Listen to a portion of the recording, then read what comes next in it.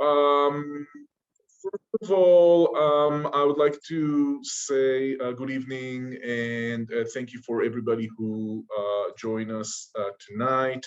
If for people who this is their first time and they've never been to the headache school, then welcome those people who are here. My name is Dan Kaufmann. I'm a research assistant professor at the University of Utah and here in the Department of Neurology. And what we're going to do today is what we call tools and techniques for migraine management. This is a workshop.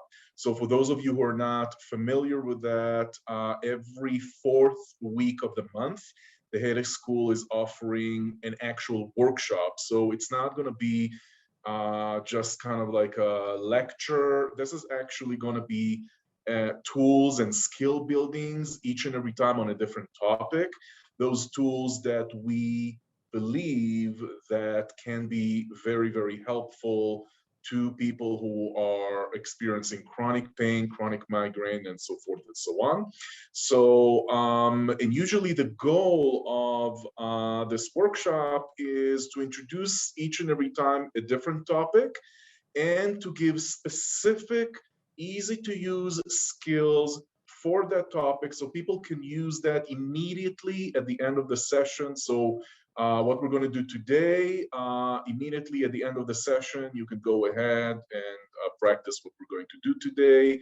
And of course, I hope you find it enjoyable.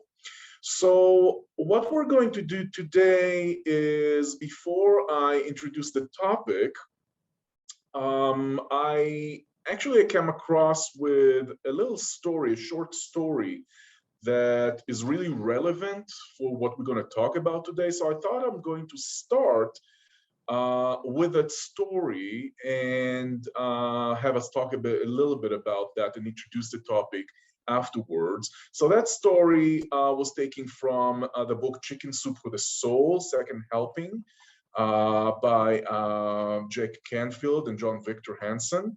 And that story is The Terribly Tragically Sad Man. And this talks about a boy who lived in a big house on a hill. And that boy loved dogs and horses, sports cars, and music. And he used to climb trees and went swimming, and he played football, he admired pretty girls. And beside the fact that he didn't like picking up after himself, he actually had a pretty nice life. One day, that boy said to God, I've been thinking, and I know what I want when I become a man. And so God asked him, and what is that? And so the boy told him, I want to live in a big house with a porch across the front and 2 San Bernards and a garden out back. And I want to marry a woman who is tall and very beautiful and kind, who has long black hair and blue eyes, and who plays the guitar and sings in a clear, high voice. I also want 3 strong sons to play football with. When they grow up, one will be a great scientist, one will be a senator, and the youngest will be a quarterback for the 49ers. I want to be an adventurer who sails vast oceans and climbs tall mountains and rescues people. And I also want to drive a red Ferrari and never have to pick up after myself. That sounds like a nice dream, said God. But I want you to be happy. So that boy grew up, and one day, whilst he was playing football, that boy hurt his knee. And after that injury, he couldn't climb tall mountains or even tall trees, much less sail vast oceans. So instead, he started marketing and started a medical supply business. He married a girl who was very beautiful and very kind and who had long black hair, but she was short, not tall. And she had brown eyes, not blue eyes. She couldn't play the guitar or even sing, but she did prepare wonderful meals seasoned with rare Chinese spices and painted magnificent pictures of birds. Because of his business, he lived in a city near the top of a tall apartment building that overlooked the blue ocean and the city's twinkling lights. He didn't have room for 2 San Bernards, but he had a fluffy cat. He had 3 daughters, all very beautiful. The youngest, who was in a wheelchair, was the loveliest. The 3 daughters loved their father very much. They didn't play football with him, But sometimes they went to the park and tossed a frisbee, except for the youngest, who sat under a tree, strumming her guitar and singing lovely, haunting songs. He had enough money to live comfortably, but he didn't drive a Ferrari. Sometimes he had to pick up things and put them away, even things that didn't belong to him. After all, he had 3 daughters. Then one morning, that man woke and remembered his dream. "I'm very sad," he said to his best friend. "Why?" said the best friend. "Because I once dreamed of marrying a tall woman with black hair and blue eyes who would play the guitar and sing. My wife can't play the guitar and sing. She has brown eyes and she's not tall." "Your wife is beautiful and very kind," said his friend. "She creates splendid pictures and delectable food." But the man wasn't listening. "I'm very sad," the man confessed to his wife one day. "Why?" asked his wife. "Because I once dreamed of living in a big house with a porch and of having 2 Saint Bernards and a garden out back. Instead, I live in an apartment on the 47th floor." "But our apartment is comfortable and we can see the ocean from our couch," replied his wife. "We have love, laughter, and paintings of birds and a fluffy cat, not to mention 3 beautiful children." But the man wasn't listening. "I'm very sad," the man said to his accountant. "Why?" asked the accountant. "Because I once dreamed of driving a red Ferrari and of never having to pick up after myself, and instead I take public transportation and sometimes I still have to clean up."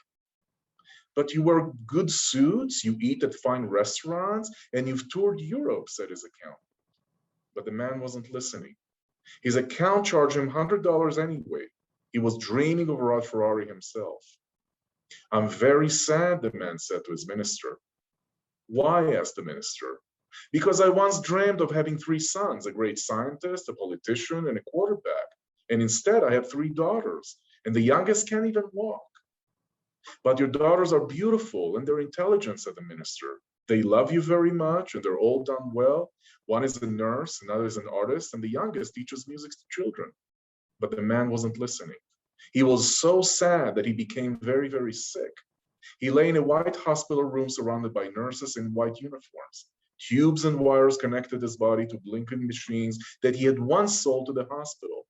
He was terribly, tragically sad. His family, his friends, and minister gathered around his bed. They were all deeply sad for him too. Only the therapist and his accountant remained happy.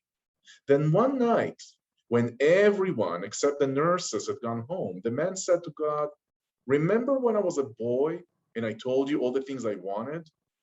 "It was a lovely dream," God said. "Why didn't you give me those things?" asked the man. "I could have," said God, "but I wanted to surprise you with things you didn't dream of. I suppose you've noticed what I've given you: a kind, beautiful wife, a good business, a nice place to live, 3 lovely daughters, one of the best packages I've put together." "Yes," interrupted the man, "but I thought you were going to give me what I really wanted." And God replied, "And I thought you were going to give me what I really wanted." "What did you want?" asked the man. It had never occurred to him that God was even wanting of anything. "I wanted to make you happy with what I'd given you," said God. The man lay in the dark all night thinking. Finally, he decided to dream a new dream, one he wished he'd dreamed years before. He decided to dream that what he wanted most were the very things he already had. And the man got well and lived happily on the 47th floor, enjoying his children's beautiful voices, his wife's deep brown eyes, and her glorious paintings of birds. And at night he gazed at the oceans and contentedly watched the lights of the city twinkling on one by one. And that story was kind of, as I saw it, I thought it would be a good prelude for what we're going to talk about today, because today I want to talk about gratitude. And I'm going to share my screen. So please give me a thumbs up if you can see my screen. Can anybody see my screen? Okay, great. So the topic of what we're going to do today is cultivating gratitude. And as we're doing that, I'm kind of wondering if some of you may be thinking, gratitude, I mean, this is headache school, I'm having migraines and all this pain. Like, well, what is this gratitude all about all of a sudden? And as we're going to do, and as we're going to talk about, the reason I wanted to share and talk a little bit about gratitude is because relatively the practice of gratitude is extremely simple and easy to do, yet it has profound effects on our state of well-being and on our health in general and on chronic pain. And research, as we're going to talk about it, has shown that the more we engage in cultivating gratitude, in the sense of gratitude, in doing behaviors that accompany feeling gratitude or expressing gratitude to others, the better we can feel and the more well-being we can experience. And so before we're going to start talking about gratitude, I thought it would be nice to start by giving all of you a little bit of sense of how much you all are feeling gratitude, of how much disposition of gratitude you all have. So I thought we're going to do a very short questionnaire. And so go ahead and take a pen and paper, or you can even do that on your phone. It's very, very short. And I'm going to give you 6 statements. And I would like you to read those statements one at a time and rank the statements according to the number seen on the screen, 1 to 7. 1, strongly disagree, disagree, slightly disagree, neutral, agree, slightly agree, and strongly agree, from 1 to 7. And after that, we'll talk a little bit about that. And this is nothing, that's supposed to worry you. It's not an exam or anything, but it is a little something to kind of let you have kind of a little bit of an example of how much gratitude you might be experiencing in your life. So the first statement is, I have so much in life for which to be thankful for. Go ahead and rank that statement on 1 to 7 right now. Second statement, if I had to list everything that I felt grateful for, it would be a very long list. Go ahead and rank that statement. When I look in the world, I don't see much for which to be grateful for.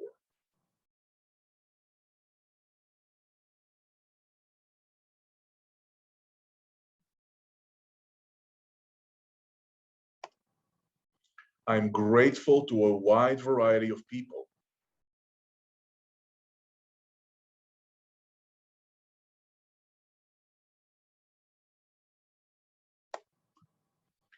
As I get older, I find myself more able to appreciate the people, events, and situations that have been part of my life's history.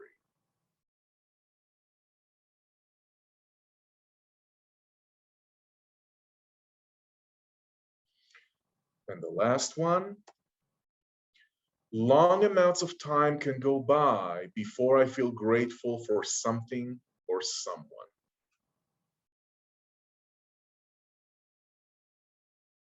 So go ahead, take a minute and complete filling and scaling these statements.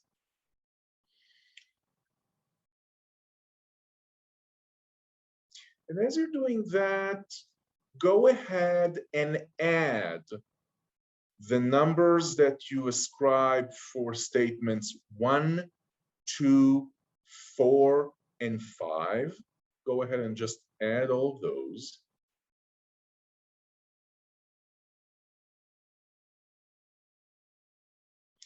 And for the statements number 3 and number 6, write the reverse. So for example, if you rank statement number 3 or 6, if you gave it a 5, go ahead and rank the reverse, which is 3. So instead of slightly agree, slightly disagree. If you gave it a 6, gave it the reverse, which is 2, or the other way around. If you give it a 2, give it a 6. If you give it a 1, give it a 7, or vice versa. Do that both for statements 3 and statement 6. And once you've done that, go ahead and sum up all of the statements now, meaning 1, 2, 4, and 5, and then add to them the reverse of statements 3 and 6. And this is the score of your gratitude questionnaire. Now, again, this is not to alarm anybody, or this is not to say that someone is bad or good. It is just to give you a little bit of an experience of what is your gratitude disposition. So now, if you have fill in the questionnaires, and again, to calculate the score, you can do that again, just like I mentioned, add the scores for question 1, 2, 4, and 5, reverse the score for 3 and 6, and calculate the total score between 6 and 42. So the score that you should have is between 6 and 42. And usually that questionnaire gives an indication of how much gratitude disposition you may have. If you scored below 35, it might be that you have a low gratitude disposition. Between 35 to 38 is medium disposition, 38 to 41 high, and 42 is very high gratitude disposition. Now, this is just to give you an idea of where you are, because what is good about gratitude is this is a skill, which is why we're introducing it today. This is a skill that you can cultivate, and the more you cultivate, the better you are at it. And some of the exercises are the ones that we're going to introduce today. But before we're going to do the exercise, just a little bit about, as we're talking about gratitude, I want to start with what is gratitude? I mean, we all may have some sense of that, but what is actually gratitude? And the fact is that gratitude can have very different meanings, which depending on the context. The origin of the word gratitude is derived from Latin, and some of the roots can be either gratus, which indicates either pleasing or welcoming or agreeable, or from gratia, which is a favor. And no matter what the root might be precisely, in general, all the roots that are connected to gratitude are indicative of some positive emotions, some agreeableness, welcoming, and some warmth disposition. As we know, when we use the word gratitude, it could mean all different things depending on how we use it and which context, because gratitude can be an attitude, like if I want to have an attitude of gratitude, according to in all the sorts of things that happen to me in life. Gratitude can also be an emotion, like something that I feel inside when I'm feeling grateful if someone did something for me or did a gesture for me. It could also be a personality trait. There are some people who are really, really grateful for everything. So we know some of those people that are so thankful, and they keep getting out of their ways to return a favor if someone did something for them. It can also be a habit of saying thank you for every little thing that we're getting. Or it could be a coping response if I want to cultivate gratitude no matter what happens to me. And even if something bad is happening or difficult, I still cultivate the sense of gratitude, and I focus on those things in life that are worthy of being grateful for. But in general sense, and I'm taking this from a paper by Samsung in 2010, when we talk about gratitude, it's usually this appreciation of all of those things that are meaningful and valuable to us. And it's kind of this general sense of thankfulness and our appreciation. Importantly, about gratitude, there's a lot of actually spiritual practices that are consisting of gratitude on a regular basis. There are a lot of practices that are considered spiritual practices under the umbrella of gratitude. Why is it even important? Why is that even important to talk about gratitude, to cultivate gratitude, to do all sorts of exercises to cultivate gratitude? And the idea is that when we, in general, when we are focused on gratitude, when we keep using skills to cultivate gratitude, we help ourselves cultivate more positive emotions, combat, combat stress, and in general have an increased sense of well-being. It is well known, and there's a lot of studies around gratitude, that when we are experiencing this thankfulness, a sense of gratitude and appreciation, all of these positive feelings, even if we don't feel well, help us feel better. And in a lot of studies, when they use gratitude with people that are suffering from all sorts of diseases, some of them are chronic pain, it was shown that those group that were suffering from chronic pain but still practice gratitude on a daily basis had a decrease in experience of pain, had an increase in sense of well-being, an increase in ability to sleep, decrease in depression, and so forth and so on. So all of these practices, which are relatively very, very simple to do, they could be even done on the fly when we're driving in the car or before bed or whenever we are. All of those practices can actually be extremely beneficial, especially if we do them on a regular basis and if we engage them regularly, no matter where we're at. One study that actually looked at participants who practiced journaling gratitude, and the study, they had three groups. One group journaled gratitude, one group just journaled neutral things, neither good or bad, and some group just focused on those things that bothered them the most. And after a couple of weeks, when those participants from these three groups were interviewed for how they feel, it showed that those who journal gratitude had higher scores of well-being. And this is not the only study. There's many other studies around gratitude that indicate that this simple yet profound practice of gratitude on a daily basis, especially for those people who have a chronic condition, can be extremely important to fight depression, fight anxiety, increase resilience, and increase a sense of well-being. So this is why we wanted to introduce that topic in Headache School. Now, when we talk about gratitude, and we know what it's important, we know what it is, how do we practice gratitude? So there's all sorts of ways that we can practice gratitude.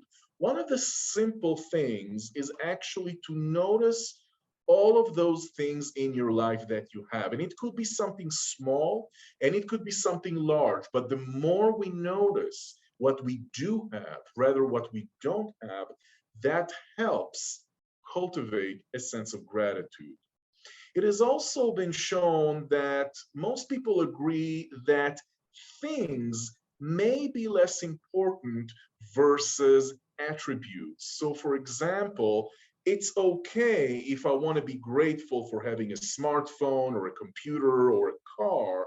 However, it was shown that when we are grateful for attributes, like if someone told me something, or something that actually can create some emotion inside me, usually those are the ones that kind of stick strongly. But of course, you're more than welcome to use gratitude on anything you want. Journaling. So when we document gratitude, when we write down all of those things we're grateful for, that helps keep those things in mind. It helps also remembering all of those things that we might have forgotten. So when we journal that, this is another thing that is important to keep track of what's important to us and have a sense of gratitude.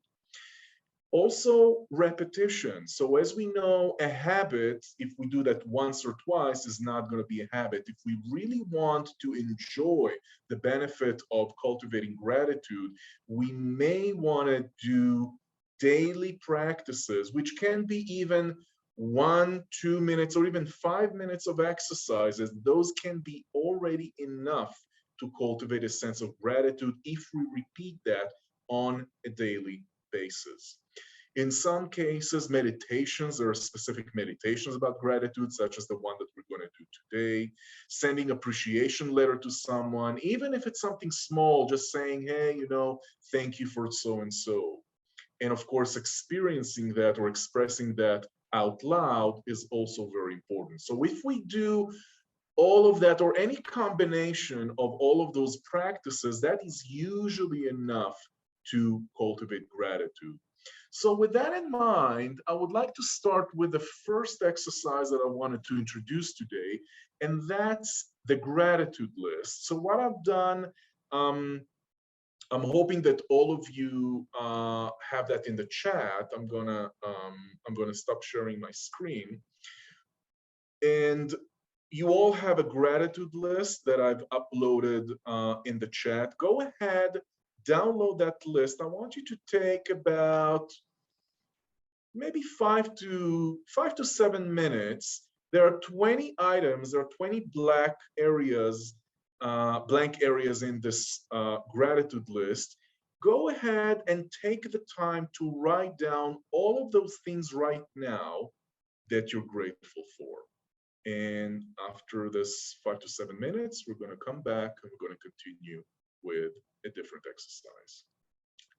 Nelly, go ahead and you can turn off the recording, please.